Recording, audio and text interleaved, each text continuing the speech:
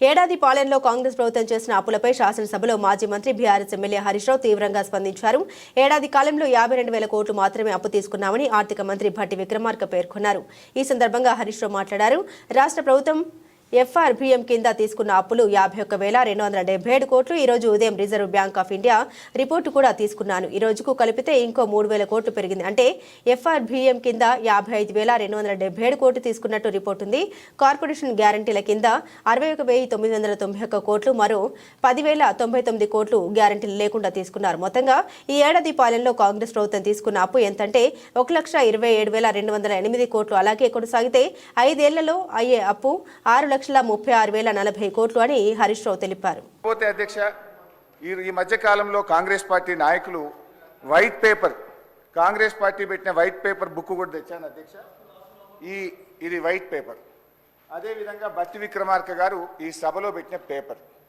దీని ఆధారంగా నేను పోయినసారి బడ్జెట్ సమావేశాల్లో కూడా చాలా స్పష్టంగా చెప్పాను.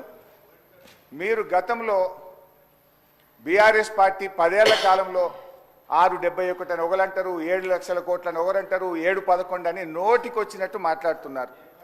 I challenge in this house, ఒకరోజు స్పెషల్గా డిబేట్ పెడతారా పెట్టండి, లేదు ఆడిటర్లను పిలిచి పెడతారా, ఫైనాన్స్ డిపార్ట్మెంట్ పెట్టి పిలుస్తారా పిలవండి.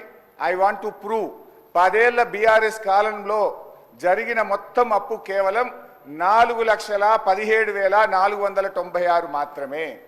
కానీ గోరంతలు కొండంతలు చేసి గోబల్స్ ప్రచారం చేసేటువంటి ప్రయత్నాన్ని ఈ సభ ద్వారా నేను తీవ్రంగా ఖండిస్తూ ఉన్నాను.